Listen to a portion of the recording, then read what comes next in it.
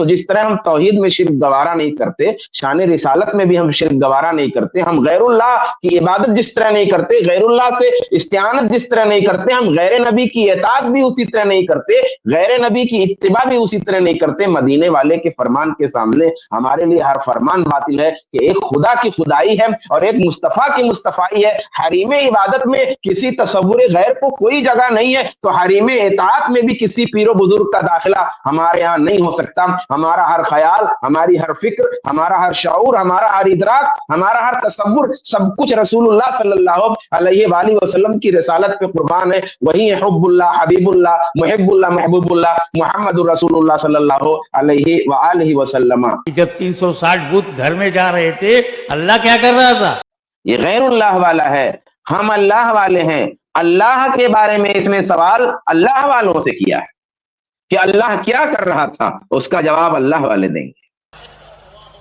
اللہ ہی غیر اللہ سے مدد مانگنے کو حکم دے رہا ہے۔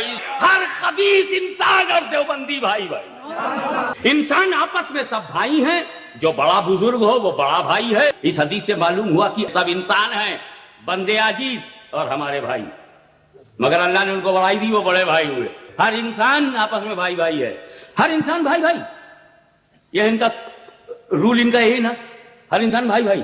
تو بتاؤ فرعون بھائی انسان ہے کہ نہیں؟ نمرود انسان ہے کہ نہیں؟ یزید انسان ہے کہ نہیں؟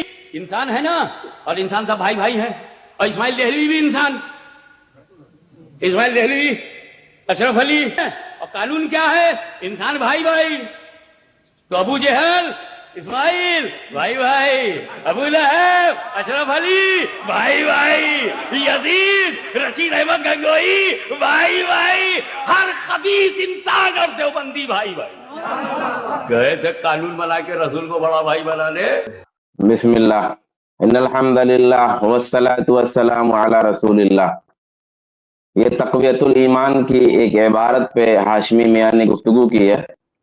تو یہ میاں صاحب کے بقول انسان ہونے کی بنیاد پر نبی کو یا انبیاء کو بھائی کی تعبیر اختیار کرنے سے یہ لازم آ رہا ہے کہ ابو جہل اور شاہ اسماعیل بھائی بھائی ہو گئے، ابو لہب اور اشرف علی تھانوی صاحب جو دیوبند حلقے کے بزرگ ہیں بھائی بھائی ہو گئے۔ جن بزرگوں کی فہرست ان صاحب نے پیش کی ہے وہ صرف احباب دیوبند کے بزرگ ہیں، سوائے شاہ اسماعیل دہلوی رحمت اللہ علیہ کے۔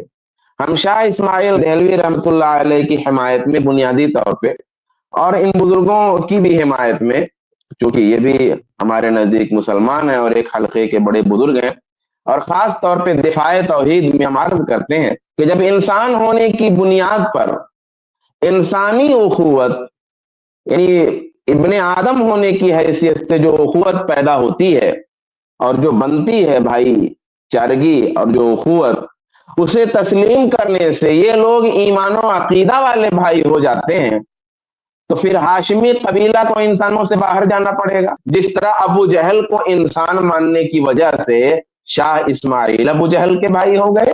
بھئی اگر تم کہتے ہو کہ نہیں ہم تو خود کو انسان مانتے ہیں، اولاد آدم مانتے ہیں، کافر بھی اولاد آدم ہے، کافر بھی انسان ہے، اس لیے کہ وہ بھی آدم علیہ السلام کی نسل سے ہے، تب پھر میرا یہ کہنا کیسا رہے گا کہ فرعون اور رضا خان ایک جیسے ہیں کیونکہ دونوں انسان ہیں، شداد اور ہاشمی ایک جیسے ہیں کیونکہ دونوں انسان ہیں، نمرود اور احمد یار خان ایک جیسے ہیں کیونکہ دونوں انسان ہیں۔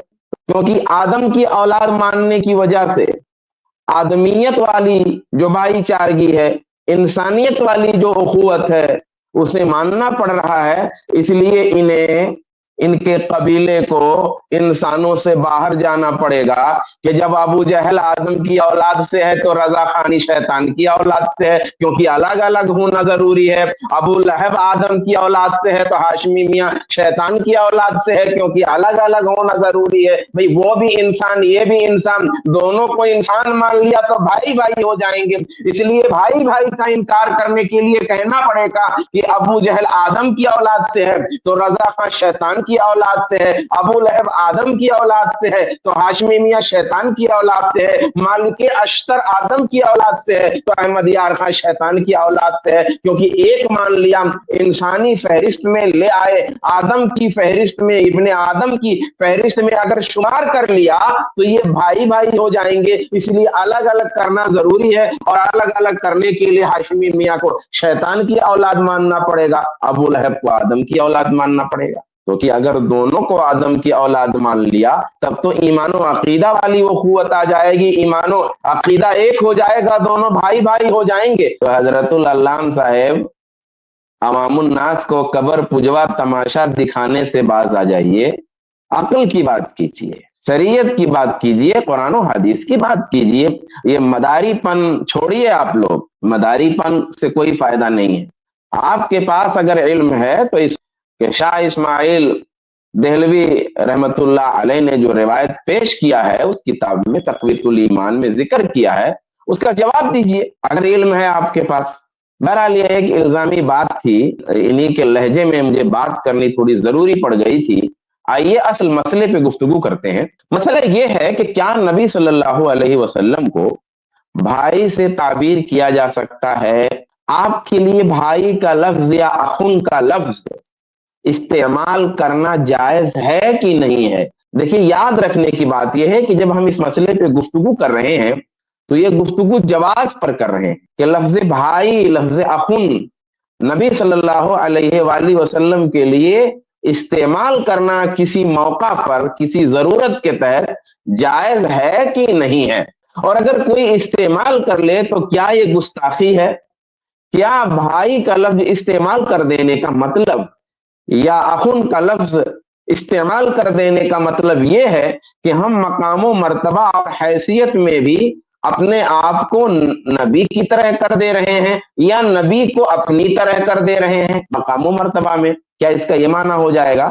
آئیے قرآن پاک کی روشنی میں جانچتے ہیں۔ سورہ اعراف آیت نمبر 65، وَإِلَىٰ عَادٍ أَخَاهُمْ هُودًا، اس آیت میں کہا گیا ہے کہ اللہ تبارک و تعالی نے قوم عاد کی طرف ان کے بھائی ہود یعنی ہود علیہ السلام کو بھیجا۔ قوم قال وَإِلَىٰ عَادٍ أَخَاهُمْ هُودًا قَالَ يَا قَوْمِ اعْبُدُوا اللَّهَ مَا لَكُم مِّنْ إِلَٰهٍ غَيْرُهُ، کہ اللہ تعالیٰ نے قوم عاد کی طرف ان کے بھائی ہود علیہ السلام کو بھیجا اور انہوں نے کہا اے میری قوم، تم لوگ اللہ کی عبادت کرو، اللہ کے سوا کوئی اور تمہارا معبود نہیں ہے۔ آیات میں ہود علیہ السلام کو قوم عاد کا بھائی، اور سارے کافر ہیں، کافروں کا بھائی کہا گیا۔ یہاں تو بات مسلمانوں کی ہو رہی ہے۔ شاہ اسماعیل نے یہاں نبی کے لیے مسلمانوں کے حوالے سے بھائی کی تعبیر استعمال کی ہے۔ یہاں مسئلہ کیا ہے؟ کافروں کے لیے بھائی کی تعبیر اللہ تعالیٰ نے استعمال کی کہ ہود علیہ السلام کو قوم عاد کا بھائی قرار دیا جو کافر ہیں، صالح علیہ السلام کو قوم ثمود کا بھائی قرار دیا جو کافر ہیں، شعیب علیہ السلام کو اہل مدین کا بھائی قرار دیا جو کافر ہیں۔ تینوں جگہ پھر بھائی کہنے کا کیا مطلب ہے؟ کیا بھائی کہنے کا مطلب کہ قوم عاد کا اور ان کے نبی کا عقیدہ ایک تھا؟ کیا اہل مدین کا اور شعیب علیہ السلام کا عقیدہ ایک تھا؟ یہ مطلب ہے یا کچھ اور ہے؟ تو بھائی کہنے کا مطلب باپ اور دادا کی اولاد ہونا ہے، یعنی جس طریقے سے ہود علیہ السلام کے دادا ہیں اسی طریقے سے سمود کے بھی دادا ایک ہیں، جس طریقے سے صالح علیہ السلام کے دادا پردادا ہیں اسی طرح سمود کی جو قوم ہے ان کے بھی دادا اور پردادا جا کے ایک ہو جاتے ہیں۔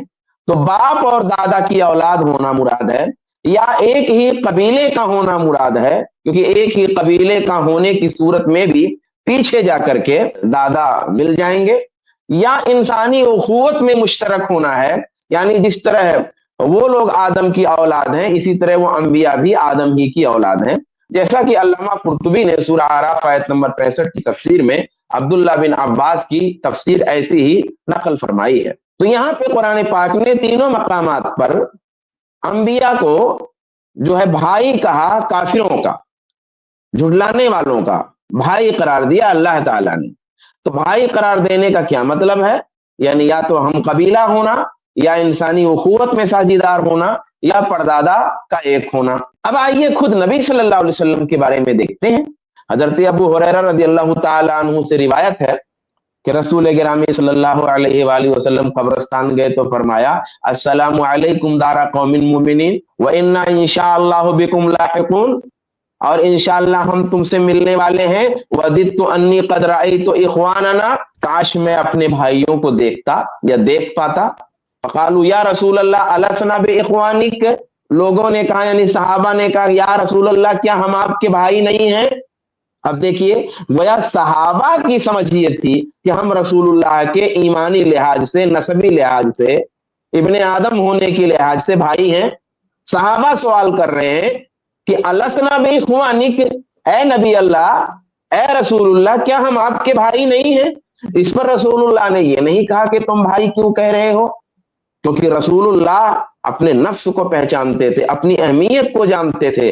رسول گرامی صلی اللہ علیہ وآلہ وسلم نے اپنی پہچان اپنے صحابہ کو اچھی طرح بتائی ہے، اپنا مقام خود اللہ کے رسول نے بتایا ہے، اور آپ پر یہ واجب تھا کہ اپنا مقام امت کو بتاتے۔ اگر کہیں کچھ بھی توہین کا پہلو ہوتا تو رسول اللہ کا یہ فرض منصبی تھا کہ اپنی امت کو تنبیہ کرتے اور ٹوکتے، لیکن رسول اللہ نے ٹوکا کیا؟ تائید فرمائی، کہا السنا باخوانک، کیا ہم آپ کے بھائی نہیں ہیں؟ قال بل انتم اصحابی، کہا بھائی تو ہو لیکن تم میرے اصل میں صحابہ ہو۔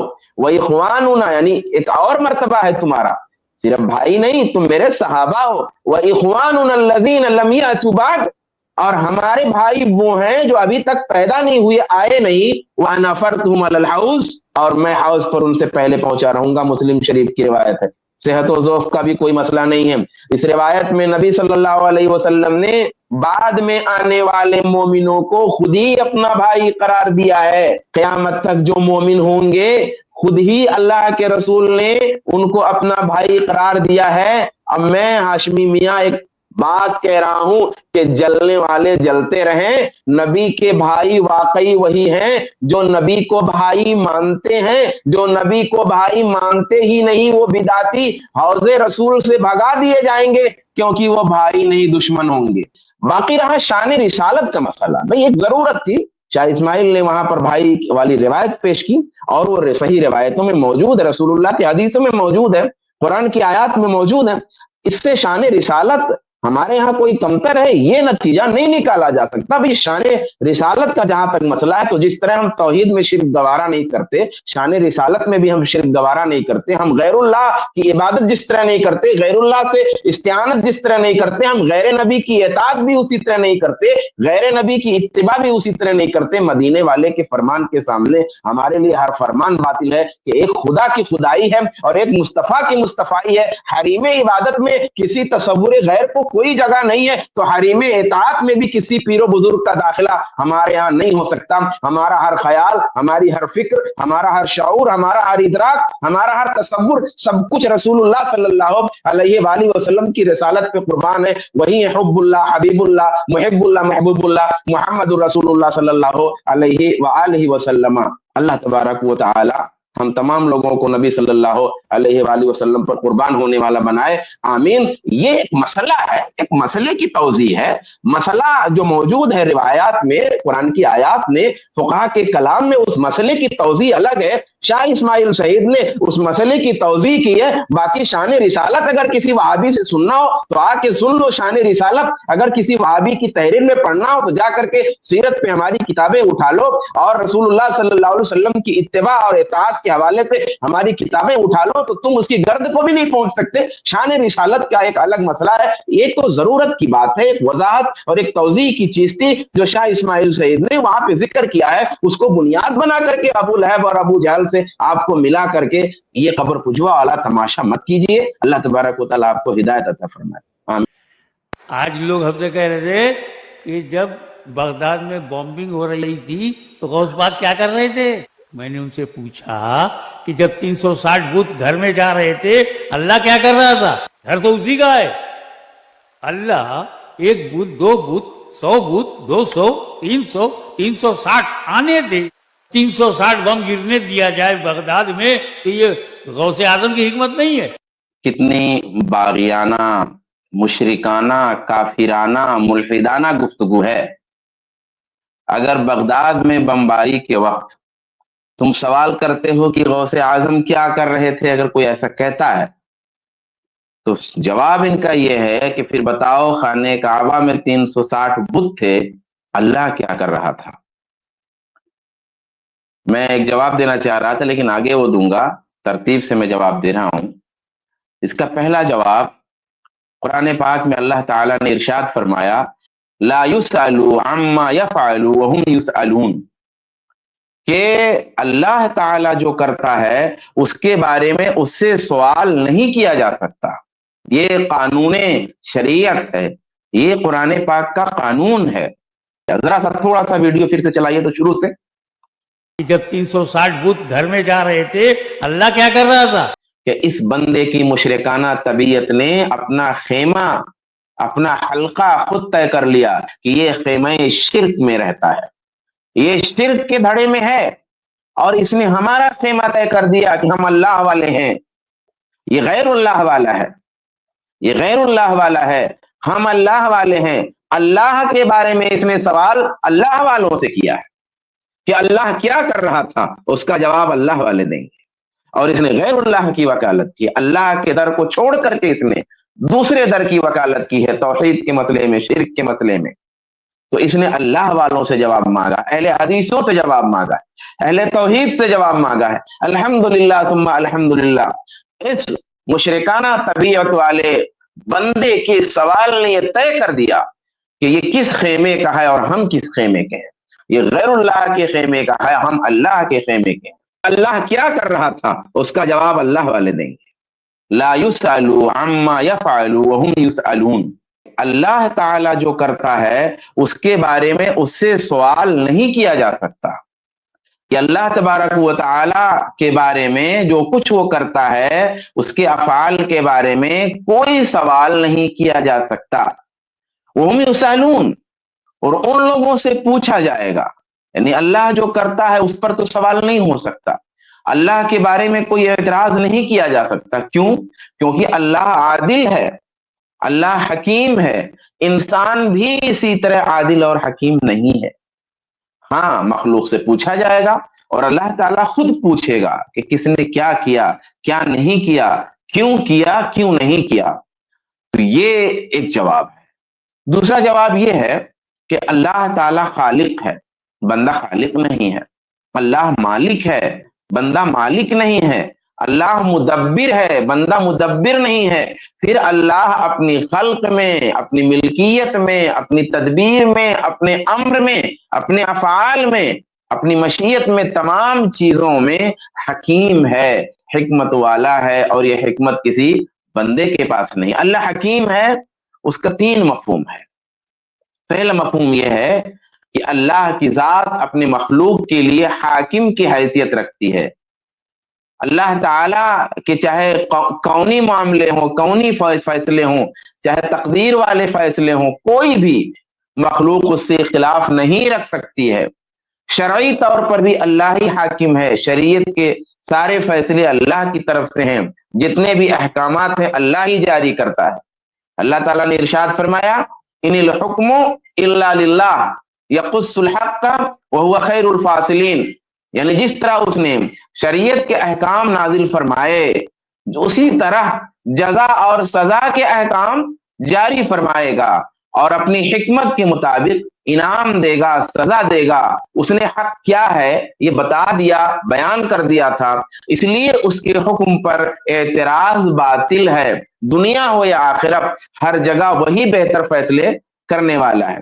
ایسے ہی قرآن پاک میں اللہ تبارک و تعالیٰ نے فرمایا واللہ یحکم لا معقب لحکمہ وہو سریع الحساب، یعنی اللہ تعالیٰ شریعت کے احکامات دیتا ہے، اسی نے تقدیر جاری فرمائی ہے، وہی جزا اور سزا کے فیصلے کرے گا۔ کسی چیز میں کوئی بھی خلل نہیں ہے اللہ کے، اس لیے اس کے کسی بھی امر، کسی بھی حکم کے بارے میں کوئی اعتراض نہیں کیا جا سکتا، کوئی عیب جوئی نہیں کی جا سکتی، کوئی سوال نہیں کیا جا سکتا۔ ایسے ہی اللہ تعالیٰ نے فرمایا اتبع ما یوحی الیک واصبر حتی یحکم اللہ وہو خیر الحاکمین، کہ جو بھی آپ کو بتایا جا رہا ہے اس پر عمل کیجئے، اور اس راستے میں جو دشواری آئے اس پر صبر کیجئے، حتیٰ کہ وہ دن آ جائے جب اللہ فیصلہ فرما دے کہ کون سچا ہے اور کون جھوٹا ہے، اسی کا فیصلہ سب سے بہتر عدل و انصاف سے بھرپور ہے۔ یہ جو ہے حکیم کا ایک مفہوم میں نے بتایا کہ اللہ حاکم ہے۔ اب سوال یہ ہے کہ کیا کوئی اور ہے اللہ کے علاوہ؟ کوئی ہے جس کے کسی بھی عمل میں کوئی خلل نہ ہو؟ کوئی ہے جو اللہ کی طرح فیصلے کر سکتا ہے؟ کوئی ہے جو اللہ کی طرح کام جاری کر سکتا ہے؟ اگر نہیں ہے تو پھر یہ موازنہ آپ کیوں کر رہے ہیں؟ یہ موازنہ بنتا ہی نہیں ہے۔ یہ موازنہ دو برابر کے لوگوں میں بنتا ہے، یہ موازنہ اللہ تبارک و تعالی سے نہیں بنتا۔ اللہ جو بھی کہتا ہے، جو بھی کرتا ہے، ہر صورت میں درست ہے، غلطی کا کوئی امکان نہیں ہے۔ بندہ اگر کچھ کرتا ہے، کچھ کہتا ہے، اس میں غلطی کا امکان ہے۔ تو جس ذات میں غلطی کا امکان نہیں ہے، جس کے افعال میں، جس کے ارادے میں، اس ذات کا موازنہ ایسی مخلوق سے کرنا یا مخلوق سے کرنا کہ جس کے یہاں ہمیشہ غلطی کا امکان ہے، تو جس کے یہاں غلطی کا امکان نہیں ہے اس کو ملایا اس سے جس کے یہاں غلطی کا امکان ہے۔ اللہ تبارک و تعالیٰ نے فرمایا ان تعذبہم فإنہم عبادک وإن تغفر لهم فإنک انت العزیز الحکیم، کہ اے پروردگار اگر تو نے انہیں عذاب دیا تو وہ تیرے بندے ہیں، اور اگر تو نے انہیں بخش دیا تو یقیناً تو غالب حکمت والا ہے۔ اب یہاں حکمت والا کہنے کا کیا مطلب ہے؟ یعنی اے اللہ اگر تو انہیں عذاب دے تو بھی اعتراض نہیں ہو سکتا، تو اگر ان کو عذاب دے تو بھی اعتراض نہیں ہو سکتا، کیونکہ تیرا کوئی کام غلط نہیں ہو سکتا۔ کوئی مصلحت ہوگی، کوئی حکمت ہوگی جو ہم جانتے نہیں، تیرا کام غلط نہیں ہو سکتا۔ اور اگر تو انہیں معاف کر دیتا ہے تو بھی درست ہے، کیونکہ تیرا کوئی کام غلط نہیں ہو سکتا۔ تو اے پروردگار تو عذاب دے تو بھی درست ہے، اور تو عذاب نہ دے کر کے معاف کر دے تو بھی درست ہے، تو حکیم ہے۔ دونوں صورتوں میں ہم تیری حکمت پر یقین رکھتے ہیں۔ کیا اس لیول پہ بندے کو رکھا جائے گا؟ اب آپ دیکھیں کہ اللہ تبارک و تعالی کی جو یہ حکمت ہے، اس حکمت کو کس طریقے سے، کیا سوال یہاں پہ یہ ہے کہ کیا اللہ کی طرح غوث اعظم حکیم ہے؟ کیا اللہ کی طرح شک نہیں کیا جا سکتا بندے کے عمل پہ؟ کیا اللہ کی طرح بندے کے عمل پہ اعتماد کیا جائے گا؟ کیا اللہ کا عمل اور بندے کا عمل برابر ہے؟ جب 360 بت گھر میں جا رہے تھے اللہ کیا کر رہا تھا؟ گھر تو اسی کا ہے۔ بس دو جواب میں نے دیا۔ پہلا جواب دیا قرآن میں ہے اللہ کے بارے میں سوال نہیں ہو سکتا۔ دوسرا جواب میں نے دیا اللہ حکیم ہے۔ ہر حکیم کے 3 معنی ہیں، اور تینوں معنی کے لحاظ سے بندے کے فعل کو اس طرح حکمت پر مبنی قرار نہیں دے سکتے جس طرح اللہ کے افعال کو حکمت پر مبنی قرار دیا جائے گا۔ یہ 2 جواب۔ تیسرا جواب کہ اس بندے کی مشرکانہ طبیعت نے اپنا خیمہ، اپنا حلقہ خود طے کر لیا کہ یہ خیمہ شرک میں رہتا ہے، یہ غیر اللہ کے خیمے کا ہے، ہم اللہ کے خیمے کے۔ ایسا جواب اس نے دیا ہے، جس نے بھی سوال کیا وہ سوال غلط کی صحیح، جو جواب اس نے دیا ہے یہ جواب ایسا ہے کہ مشرکین مکہ کو بھی اتنا گندا جواب نہیں سوجا تھا جو اس ہندوستانی قبر پجے کو سوجا ہے۔ اللہ تعالیٰ نے ارشاد فرمایا وَلَا تَدْعُ مِن دُونِ اللَّهِ مَا لَا يَنْفَعُكَ وَلَا يَضُرُّكَ، کہ اللہ کے علاوہ مت پکاریے اسے جو آپ کو نفع نہ پہنچا سکے، نقصان نہ پہنچا سکے۔ فَإِن فَعَلْتَ فَإِنَّكَ إِذًا مِنَ الظَّالِمِينَ، اگر آپ نے ایسا کیا تو آپ ظالموں میں سے ہو جائیں گے۔ مشرکین پہ اس طرح کی تنقید کی گئی، اس طرح کی جتنی بھی تنقید مشرکین پہ کی گئی، مشرکین مکہ پر، انہوں نے اس کا جواب عقیدہ شفاعت سے دیا۔ انہوں نے یہ کہا ہم اللہ کو خالق مانتے، ہم اللہ کو مالک مانتے، اللہ کو مدبر مانتے، اللہ کو روزی رساں مانتے، اللہ کو ہم سب کچھ مانتے، ہم ان بتوں کی عبادت اس لیے کرتے ہیں کہ یہ اللہ کے قریبی ہیں یا اللہ کے ہماری بات بنا دیں گے۔ انہوں نے اس طرح کا جواب ہرگز نہیں دیا. انہوں نے جو جواب دیا وہ عقیدہ شفاعت سے دیا. انہوں نے یہ نہیں دیا کہ اگر ہمارے معبود نفع نقصان نہیں پہنچاتے تو تم پر بھی فلاں فلاں مصیبت آئی, تمہارے اللہ نے تم کو کہاں بچایا. اس طرح کی بات مشرکین نے بھی نہیں کہی. فلا حول ولا قوت الا باللہ. کہ مدد منگوایا رب نے دو سے, اور یہ دونوں خدا نہیں ہیں. رب نے کہا استعینوا, استعانت چاہو, مدد مانگو, بالصبر والصلاۃ. نہ صبر خدا ہے نہ نماز خدا ہے. اب خدا ہی غیر خدا سے مدد منگوائے تو جماعت کو خراب کیوں لگ رہا ہے؟ اللہ ہی غیر اللہ سے مدد مانگنے کو حکم دے رہا ہے. استعینوا آدیش ہے, تو کوئی تو وجہ ہوگی. صبر سے مدد مانگو, نماز سے مدد مانگو, کوئی تو وجہ ہوگی. ہاں ہے, دونوں اللہ کو پسند ہیں, دونوں اللہ کو محبوب ہیں, پسند ہیں. تو اس کا مطلب یہ کہ قرآن حکم دے رہا ہے اللہ کی پسند سے مدد مانگو. تو خالی صبر پسند ہے, نماز پسند ہے, نبیین پسند نہیں, صدیقین پسند نہیں, شہداء پسند نہیں. ارے بغداد کا غوث بھی پسند ہے, اجمیر کا خواجہ بھی پسند ہے. یہ طوفان ملت صاحب کا آپ لوگوں نے سن لیا ہے. ایک لائن میں ان پہ تبصرہ کر دوں. یہ وہ خطیب شرک و بدعت ہے جس نے رافضیت کو, جو لوگ اپنے آپ کو اہل سنت والجماعت کہتے ہیں, ان کے اندر اس نے قابل قبول بنا کر کے پیش کیا ہے. کہ یہ باقاعدہ ان کے ہاں ایک دلیل ہے. یعنی میں تو سمجھ رہا تھا کہ چلیے جو کسی بھی مکتب فکر میں جو خطبہ ہوتے ہیں تو جوش خطابت میں کچھ باتیں کہہ دیا کرتے ہیں, ممکن ہے یہ طوفان ملت صاحب نے جو کہا ہے وہ اسی قسم کی کوئی بات ہو جو جوش خطابت میں بول دیا ہے انہوں نے. میں نے تو دیکھا کہ ان کے بڑے بڑوں نے اس کو مدار استدلال بنایا ہے, یعنی ایک مضبوط دلیل کے طور پہ یہ چیز ان کے یہاں موجود ہے. طوفان ملت نے پیش کیا ہے اور ان کے نام نہاد مجدد ملت نے اس کو دلیل بنایا ہوا ہے, اور ان کے مفسرین جو ہیں بریلی مفسرین, انہوں نے بھی اس کو دلیل بنایا ہوا ہے. اور اس کی ایک دلیل کے طور پہ جو اسکرین پہ عبارت ہے اس میں آپ بعد میں دیکھ سکتے ہیں. پہلی بات یہ ہے کہ الصلاۃ والصبر عبادتان للہ, المسلم لا يطلب العون منہما بل يتعبد للہ بہما.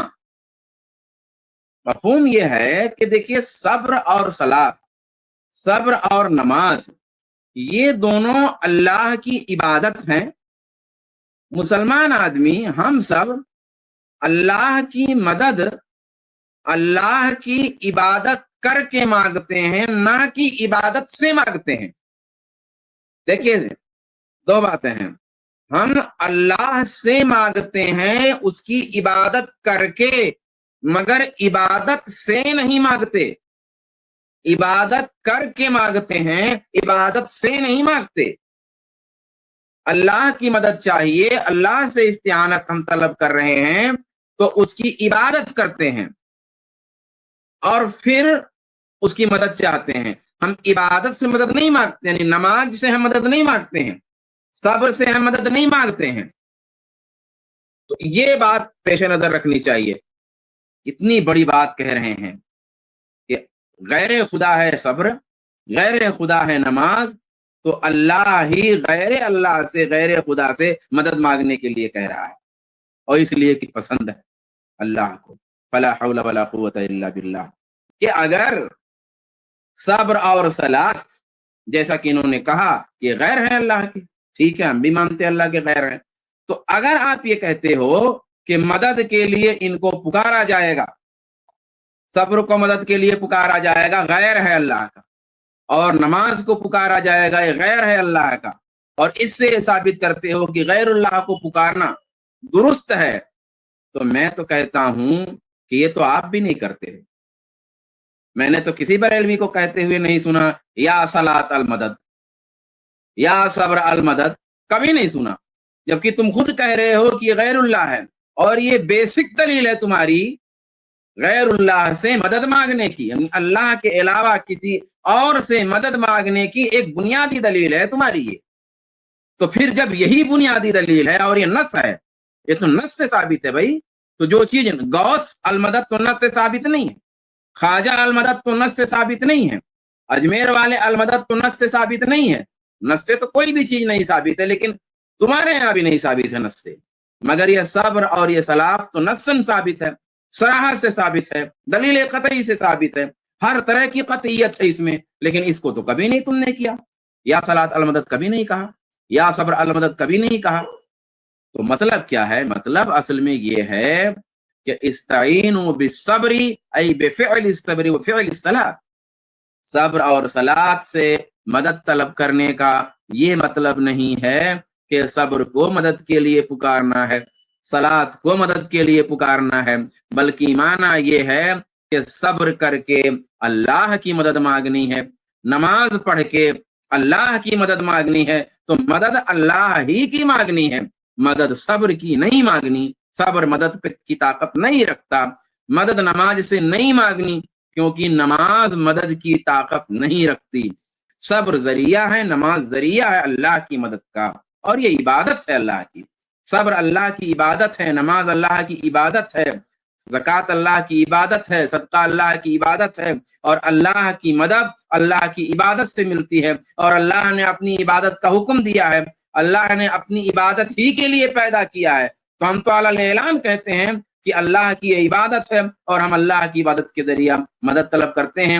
اگر اسی میں اتفاق ہے تو آ جاؤ، ہم دونوں اس بات پہ متفق ہیں، تم بھی اس پہ متفق ہو، ہم بھی اس پہ متفق ہیں، اللہ کی عبادت کرو اور اس سے اللہ کی مدد مانگو، اور ہم بھی اللہ کی عبادت کرتے ہیں اور اس سے اللہ کی مدد مانگتے ہیں، اس میں تو کوئی اختلاف بھی نہیں ہے۔ اللہ تبارک و تعالی ان حضرات کو ہدایت نصیب فرمائے۔ کیسی بے سر پیر کی باتیں حضرات کرتے رہتے ہیں، اور کس طرح کی دلیل ان کی ہوتی ہے، کس طرح کی دلیل ان کی ہوتی ہے، کتنی بودی اور عقل اور فہم سے دور۔ اللہ تبارک و تعالی ہدایت نصیب فرمائے، آمین۔ یہ صرف اتنا کر لینا، اس لیے میں کہتا ہوں کہ یہ صرف قرآن اچھے سے پڑھ لینا، انشاءاللہ تعالیٰ قرآن ہی ان کے عقائد کو رد کرنے کے لیے کافی ہے۔ اب اس آیت کے آگے پیچھے آپ پڑھ لینا، آپ کو سمجھ میں آ جائے گی بات کیا ہو رہی ہے۔ آیت کا پہلے یہ آیت نمبر 153 ہے سورۃ البقرہ کی۔ 152 نمبر والی آیت میں اللہ کیا فرما رہا ہے؟ فَاذْكُرُونِي أَذْكُرُكُمْ وَاشْكُرُوا لِي وَلَا تَكْفُرُونِ، مجھے یاد کرو میں تم کو یاد کروں گا، میرا شکر کرو اور میرے ناشکری مت کرو۔ اللہ تعالیٰ اپنے آپ کو یاد کرنے کا حکم دے رہے ہیں۔ یاد کرنا مطلب پکارنا، پکارنا ہے تو اللہ کو پکارو۔ یہاں اللہ تعالیٰ ایک آیت پہلے کیا کہہ رہا ہے؟ فَاذْكُرُونِي، مجھے یاد کرو، مصیبت میں نعمت میں اللہ کو یاد کرنا ہے۔ اس کے فوراً اللہ فرما رہا ہے یا ایھا الذین آمنوا استعینوا بالصبر والصلاۃ، اے لوگوں جو ایمان لائے ہو مدد طلب کرو صبر کے ذریعے سے اور نماز کے ذریعے سے۔ پھر آگے کیا فرما رہا ہے؟ ان اللہ مع الصابرین، یعنی اس آیت کا آدھا حصہ پڑھ کر کے رک جا رہے ہیں، آیت پوری پڑھ لو تو سمجھ میں آ جائے گا کہ آیت کا مطلب کیا ہے۔ اللہ فرما رہا ہے ان اللہ مع الصابرین، اللہ تعالیٰ صبر کرنے والوں کے ساتھ ہے۔ تو صبر کرنے کے لیے کیوں کہا گیا ہے؟ کیونکہ صبر کے ذریعے سے اللہ تعالیٰ کی مدد آتی ہے۔ بات وہی ہے، صبر کو مدعو نہیں بنانے کے لیے کہا گیا بلکہ صبر کو ذریعہ بنانے کے لیے کہا گیا۔ اللہ نے یہ نہیں فرمایا استعینوا الصبر والصلاۃ، صبر اور نماز سے مدد طلب کرو۔ اگر یہ ہوتا نا تو اللہ کے نبی صلی اللہ علیہ وسلم اور صحابہ کیا کرتے؟ وہ ہاتھ اٹھا کر کے دعا کرتے اے صبر میری مدد کر دے، اے نماز میری مدد کر دے۔ یہاں صبر اور نماز سے مدد طلب کرنے کے لیے نہیں کہا گیا ہے، صبر اور نماز کے ذریعے سے مدد طلب کرنے کا حکم دیا گیا۔ تو صبر اور نماز کے ذریعے سے مدد کس سے طلب کرنی ہے؟ مدد اللہ سے طلب کرنی ہے۔ اسی لیے اللہ کے نبی صلی اللہ علیہ وسلم جب آپ کو کوئی پریشانی آتی ہے، حدیث میں آتا ہے کانا اذا حضبہ امر فزع الی الصلاۃ، اللہ کے نبی صلی اللہ علیہ وسلم کو جب کوئی پریشانی آتی ہے اللہ کے نبی نماز کے پاس جاتے، اور جب نماز میں جاتے تو کس سے مدد طلب کرتے تھے؟ اللہ کے نبی صلی اللہ علیہ وسلم۔ سجدے میں اللہ کے نبی صلی اللہ علیہ وسلم کیا دعا پڑھتے تھے؟ اے نماز میری مدد کر دے۔ اللہ کے نبی صلی اللہ علیہ وسلم دعا پڑھتے تھے یا حی یا قیوم برحمتک نستغیث، اے حی و قیوم میں ہم تیری رحمت سے مدد طلب کرتے ہیں۔ اللہ تعالیٰ سے دعا کرتے تھے، نہ کہ نماز سے دعا کرتے تھے۔ کرو ضرور ٹرانسلیشن، مگر جو کلیئر ہے وہ مانو مت۔ فار ایگزامپل ید اللہ فوق ایدیہم، اٹ از قرآن۔ ट्रांसलेशन करने को तो कर ले जाएंगे, अल्लाह का हाथ उनके हाथों पर है। यदुल्ला, यद माने हैंड, यदुल्ला हैंड ऑफ अल्लाह, यदुल्ला अल्लाह का हाथ, तर्जुमा करने को तो कर गए। अब कितने मौलवी हैं जो कुरान की बेसिस पर अल्लाह को हाथ माने? अल्लाह को हाथ है, अल्लाह को पैर है, अल्लाह को बॉडी है, अल्लाह के जिस्म है। जब जिस्म ही नहीं तो हाथ कहां से आएगा? और जब हाथ मानेंगे तो इस्लाम में रह पाओगे? तो यदुल्लाह बस अब ये हुजूर वाला मिसाल दे रहे हैं। किस बात की मिसाल दे रहे हैं? कि इन्होंने जो फरमाया ना कि कुरान में कुछ आयतें ऐसी हैं जिनसे अकीदा बनता है ना मसाला बनता है, उनका जाहिर माना या जो तर्जुमा है वो मुराद ले नहीं सकते। अगर मुराद ले लिए तो इस्लाम गायब हो जाएगा, यानी आप मुसलमान नहीं रह जाएंगे, काफिर हो जाएंगे। तो तर्जुमा करो जरूर मगर मानो मत। और मिसाल दिया यदुल्लाहि फौका ऐदीहिम। अरे भाई तुम लोग यदुल्लाहि फौका ऐदीहिम में यद का तर्जमा भी कहाँ करते हो? सही तर्जमा भी कहाँ करते हो? तर्जमा भी तो गलत करते हो। कम से कम तर्जमा तो सही करते, मानते या नहीं मानते? कहते हो तर्जुमा करो जरूर मगर जो क्लियर हो मानो मत। तुम्हारे तर्जमा में जो है, जो तर्जमा कुरान या तर्जमा मानुल कुरान जो तुम्हारे यहाँ है, उसमें तो यद का माना ही सही से नहीं लिखा होता है। बहरहाल ये जोगी जी सुने कि इनका मसाला जो है वो ये है कि ये अल्लाह को बंदे पर क़ियास फरमा रहे हैं। अल्लाह का हाथ मखलूक की तरह है ही नहीं। अल्लाह का हाथ अल्लाह की तरह है, अल्लाह की शान के लायक है, मखलूक की तरह नहीं है अल्लाह का हाथ। इसलिए हमारे लिए हाथ मानने में कोई प्रॉब्लम नहीं। कह रहे हैं ना कि अल्लाह का हाथ, कौन मौलवी है जो मानेंगे क्या अल्लाह को हाथ है, पैर है, बॉडी है, जिस्म है? जब जिस्म ही नहीं तो हाथ कहां से आएगा? यानी इनके तसव्वुर में क्या है ना कि इंसानों के पास जिस्म है और जब जिस्म है तो ये हाथ है। खाली हाथ वाला इंसान कोई नहीं है। अगर हाथ किसी के है तो उसके जिस्म भी है। इसका मतलब क्या हुआ? इसका मतलब ये हुआ कि अल्फाज में तो जाहिर नहीं किया, लेकिन जहन में इनके तशबीह चल रही है। जाते बारी ताला को इंसानों से ये तशबीह दे रहे हैं, तमसील दे रहे हैं, इसीलिए इनको ये डाउट हो रहा है और इसीलिए ये जुमले इरशाद फरमा रहे हैं। अगर ये ऐसा न करें, यानी जहन में इंसानों से, मखलूकात से तशबीह न दें, तो फिर कोई प्रॉब्लम नहीं है समझने में। मुश्किल उसके यहां है जो सलफ की राह छोड़कर बेजा सवालात कायम करता है। जब यद आया उसका माना हाथ हुआ तो सवाल पैदा ये हो गया कि साहब जी ये जब यद है और माना हाथ है तो ये तो इंसानों के भी हाथ होता है, तो ये तो इंसानों की तरह हो गया, तो ये तो गड़बड़ हो गया। भाई इंसानों की तरह आप मानते क्यों हो? क्या अल्लाह के सुनने को इंसानों की तरह सुनना मानते हो? क्या अल्लाह सुनता है कि नहीं सुनता है? तो इंसान भी सुनता है, तो क्या अल्लाह का सुनना नहीं मानोगे? क्या अल्लाह ताला देखता है कि नहीं देखता है? इंसान भी देखता है, तो क्या अल्लाह का देखना नहीं मानोगे? तो जिस तरह अल्लाह का सुनना मानते हो बावजूद कि मखलूक भी सुनती है, और जिस तरह अल्लाह का देखना मानते हो बावजूद कि मखलूक भी देखती है, उसी तरह अल्लाह का हाथ भी मान लो बावजूद कि मखलूक के भी हाथ है, लेकिन अल्लाह का हाथ उसकी शान के लायक है, उसकी कोई कैफियत बयान नहीं हो सकती।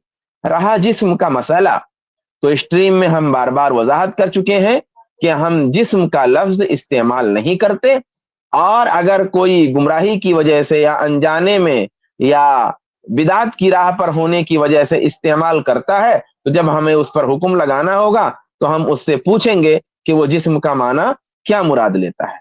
अब ये जो कह रहे हैं कि सवाल ये है कि कितने मौलवी हैं जो अल्लाह का हाथ मानेंगे? अरे भाई मौलवी तो छोड़िए, मौलवी आप छोड़ दीजिए, खुद रसूल गिरामी सल्लल्लाहु अलैहि वसल्लम हाथ मानते थे।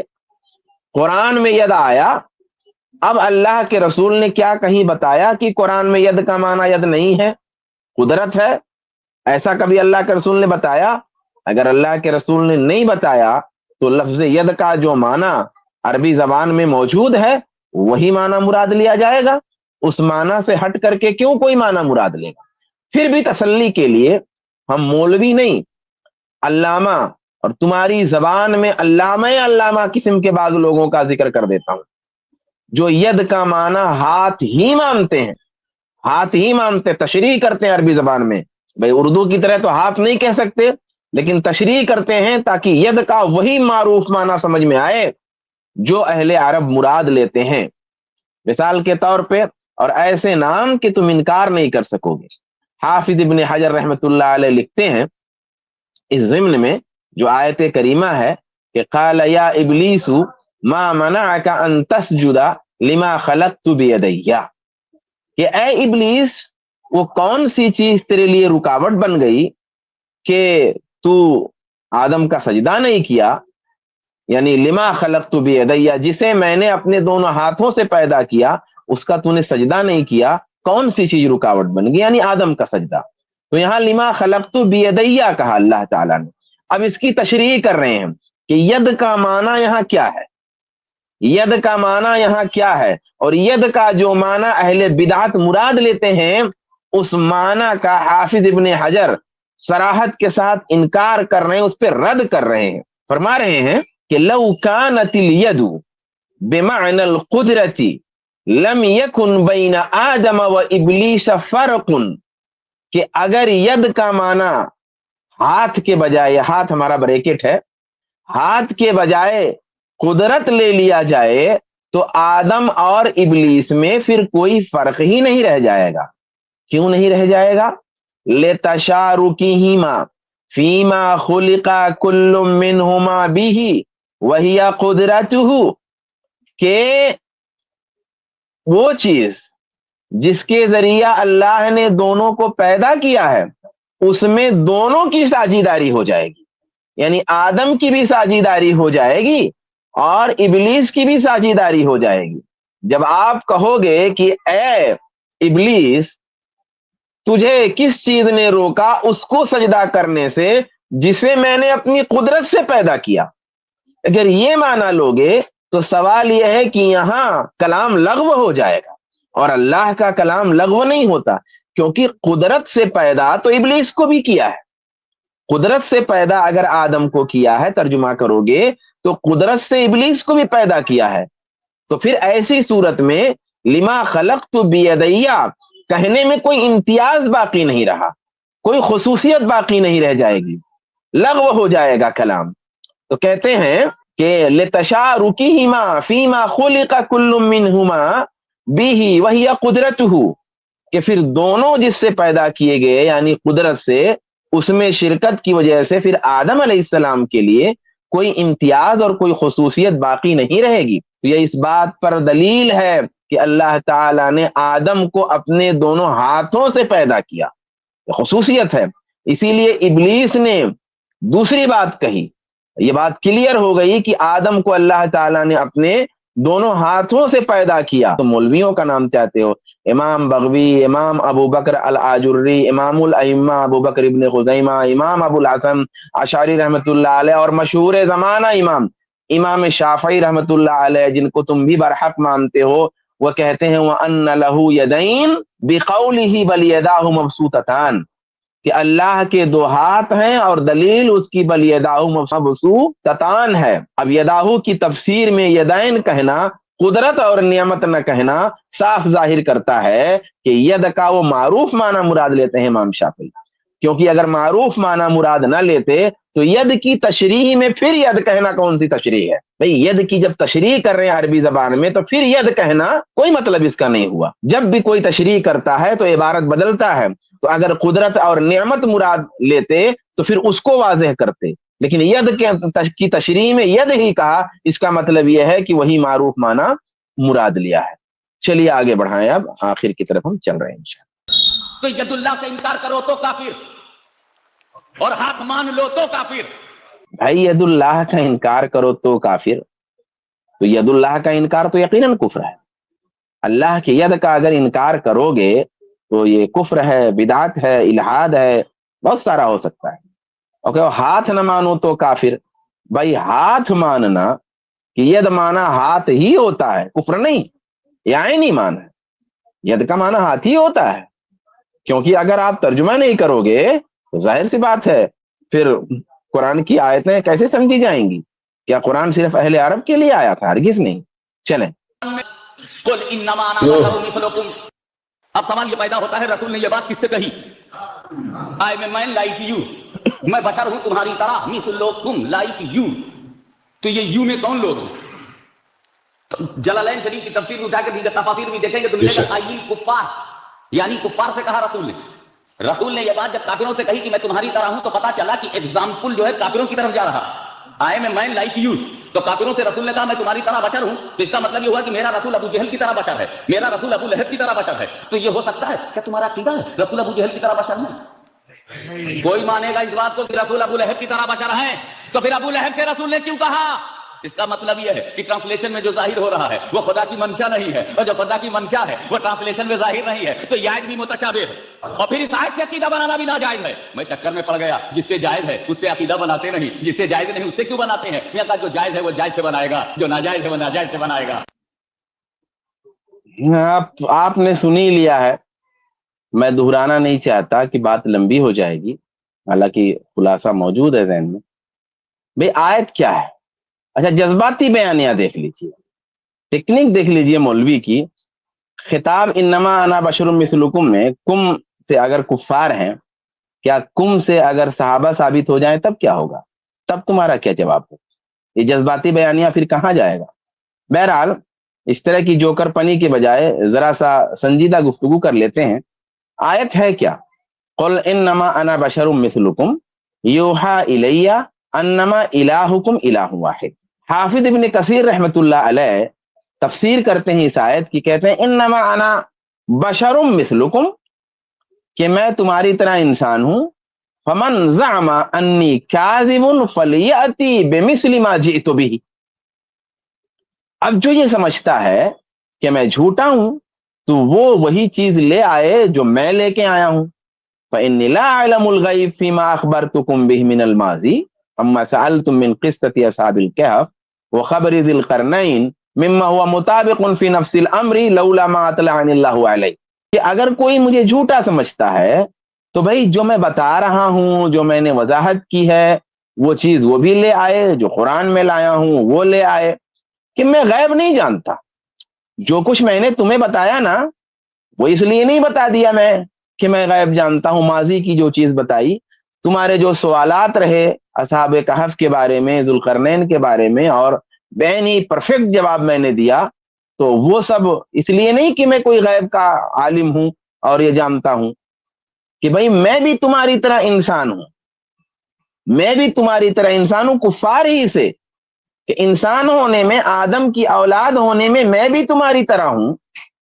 اب اگر تم مجھ کو جھوٹا سمجھتے ہو کہ میں اللہ کا نبی نہیں ہوں، تو چونکہ تم بھی آدم کی اولاد ہو، میں بھی آدم کی اولاد ہوں، تم بھی انسان سے پیدا ہوئے، میں بھی انسان سے پیدا ہوا، تمہاری بھی ماں ہے، ہماری بھی ماں ہے، تمہارا بھی باپ ہے، ہمارا بھی باپ ہے، تمہارے بھی دادا، ہمارے بھی دادا، تمہارا بھی خاندان، ہمارا بھی خاندان، تمہارا بھی قبیلہ، ہمارا بھی قبیلہ. تو پھر میں جس طریقے سے جو باتیں پیش کر رہا ہوں، جو قرآن لا رہا ہوں، تم بھی لا کر کے پیش کر دو. اگر یہ معنی مراد نہیں لیں گے تو پھر اس آیت کا مقصود ہی واضح نہیں ہوگا. یہ معنی مراد لیے بغیر اس آیت کا مقصود مولوی واضح کر دے پوری آیت کا. علامہ آلوسی لکھتے ہیں یوحا الی انما الہکم الہ واحد، میری طرف وحی کی جاتی ہے کہ تمہارا معبود ایک ہی معبود ہے. پھر آگے لکھتے ہیں وانما تمیزت عنکم بذلک، کہ انما انا بشر مثلکم، میں تمہاری طرح انسان ہوں، لیکن کہتے ہیں انما تمیزت عنکم بذلک، کہ یہ جو وحی میری طرف کی جاتی ہے نا، اس وحی کی وجہ سے میں تم سے ممتاز ہوں. یعنی ممتاز ہونے کی وجہ یہ نہیں ہے کہ آپ کفار کی طرح آدم کی اولاد نہیں ہیں، وہ جذباتی بیانیہ کر کر کے ابو جہل کی طرح میں انسان ہوں، فلانے کی طرح اور ڈھمکانے کی طرح میں انسان. ایسا کیوں کہتے؟ دوسری طرح یہ بات کہو. تو مسئلہ یہ نہیں ہے کہ میں انسان نہیں کچھ اور ہوں، آدم کی اولاد نہیں ہوں تم ہو، یہ فرق ہمارا نہیں ہے. جیسے تم آدم کی اولاد ایسے میں بھی آدم کی اولاد. لے آؤ، جو میں پیش کر رہا ہوں وہ تم بھی پیش کر دو.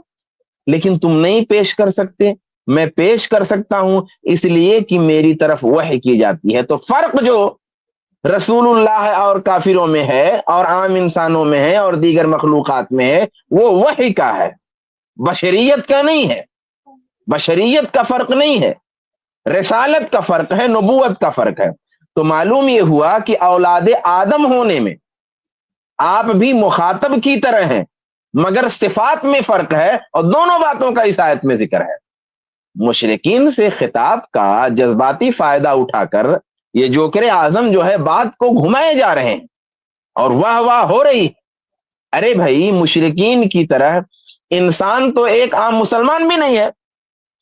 मुशरिकीन की तरह इंसान तो कोई आम मुसलमान भी नहीं है। जो भी मुसलमान है वो मुशरिक की तरह नहीं है, अब्दुल्ला राम प्रसाद की तरह नहीं है, अब्दुल रहमान जो है किसी मौर्य की तरह इंसान नहीं है।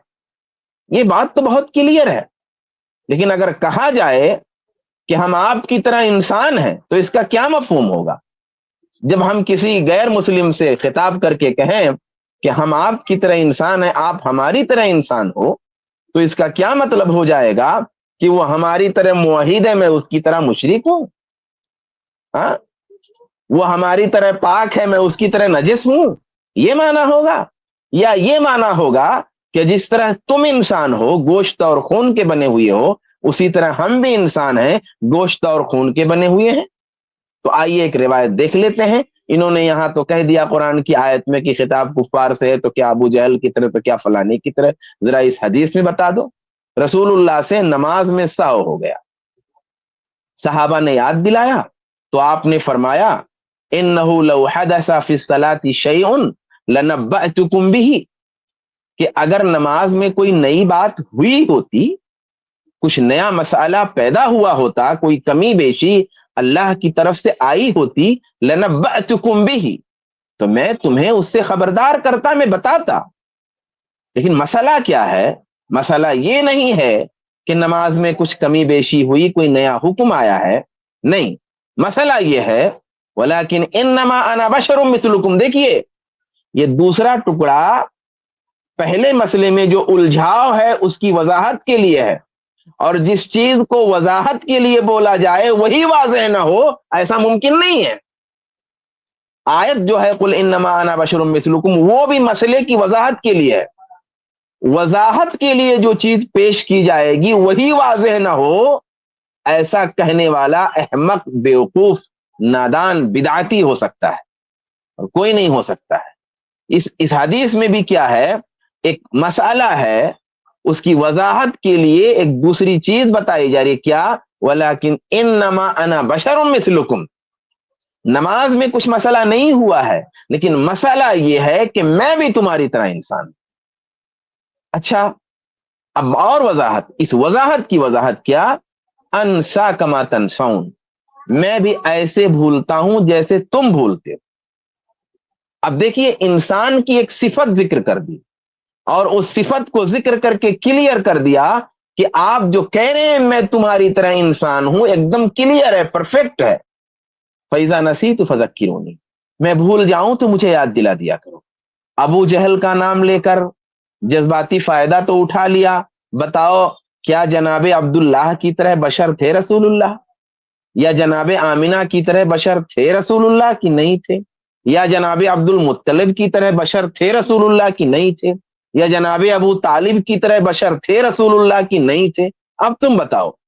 हदीस में तो यहां खिताब सहाबा से है कि मैं तुम्हारी तरह बशर हूं, और बशर होने की आपने एक वजह भी बताई है। अब सवाल यह है कि क्या यह भी मुतशाबे है? क्या यह भी मुतशाबे है? तो बहरहाल बिदातियों की चालें, एक तो ये कि मुतशाबिहात के पीछे लगते हैं, और दूसरा ये कि जो मुतशाबिह ना हो उसको मुतशाबिह की कैटेगरी में ले जाते हैं, ताकि चूहों की तरह जमीन चालना इनके लिए सहल हो जाए और आसान हो जाए। ये बिदातियों की अलामत है। अच्छा, यहां पे एक मसला और वाज़ेह कर देता हूं कि क्या काफिरों को भाई कह सकते हैं? देखिए, मसला जो है वो ये है कि मतलब तौर पर, यानी अलल इतलाक उखुवत या भाई की ताबीर मुसलमान के लिए इस्तेमाल होती है, गैर मुस्लिम के लिए नहीं होगी। इन्नमल मोमिनून इख्वा, मोमिन आपस में भाई भाई। تو مطلب طور پہ جب بھائی کی تعبیر ہم استعمال کریں گے بغیر کسی مخصوص سیاق کے، بغیر کسی قید کے، بغیر کسی ضرورت کے ہم نہیں بولیں گے. مطلب طور پہ جب بھائی کی تعبیر استعمال ہوگی تو مسلمان کے لیے ہوگی، غیر مسلم کے لیے نہیں. لیکن مقید طور پر ضرورت پڑنے پر بھائی کی تعبیر غیر مسلم کے لیے بھی استعمال کی جا سکتی ہے. اور اس اخوت سے مراد انسان والی اخوت ہوگی، آدمیت والی اخوت ہوگی، کبھی نسبی اخوت ہوگی. مثال کے طور پہ کوئی آدمی مسلمان ہے اور اس کا بھائی مسلمان نہیں ہے تو اپنے بھائی کو بھائی ہی کہے گا کیونکہ وہ اس کا بھائی ہے. لیکن بھائی کہنے کا مطلب ہوگا کہ نسب کے لحاظ سے اس کا بھائی ہے، ایمانی اخوت کے لحاظ سے اس کا بھائی نہیں ہے. اسی طرح جہاں بھائی کہنے سے ولا اور برا کا عقیدہ متاثر ہوگا، کوئی بڑا فساد لازم آئے گا، وہاں بھی غیر مسلم کے لیے بھائی کی تعبیر اختیار نہیں کریں گے. لیکن جب کوئی ضرورت ہوگی، کوئی مصلحت ہوگی، کوئی قید لگا کر کے، تو پھر ہم استعمال کر سکتے ہیں، کوئی مسئلہ نہیں ہے. تو اللہ کے فضل اور اس کی رحمت سے اس جو ہے پیلا دھاری کی باتوں کا جواب ہوا. اللہ تبارک و تعالی سے دعا ہے کہ اس بندے کو اللہ تعالی ہدایت دے، اس کے پیروکاروں کو ہدایت دے، اور ہم سب کو ہدایت پر قائم رکھے اور عمل کرنے کی توفیق عطا فرمائے. آمین. والسلام علیکم.